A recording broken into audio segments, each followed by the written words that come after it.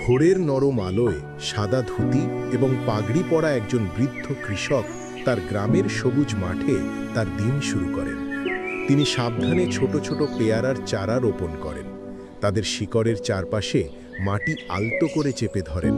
প্রতিটি চারাকে কোমল যত্নে লালন পালন করেন। একটি ছোট জল দেওয়ার পাত্র দিয়ে তিনি প্রেমের সাথে প্রতিটি চারাকে জল দেন। মৃদু বাতাস পাতাগুলিকে নাড়া দেওয়ার সাথে সাথে সোনালি আলোয় ফোঁটাগুলি ছলমল করে। দিন কেটে যায় এবং চারাগুলি আরও শক্তিশালী হয়ে ওঠে। পাকা পেয়ারা ধরে। কৃষক যখন একটি ফল তুলে নেয় তখন তার চোখ আনন্দের অশ্রুতে ভরে ওঠে।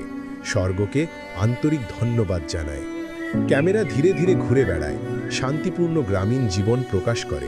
গরু চুপচাপ চড়ছে, বাচ্চারা হাসছে এবং খেলছে, এবং কৃষকের ক্ষেতের পাশে অবস্থিত নম্র মাটির ঘর। সূর্য অস্ত যাওয়ার সাথে সাথে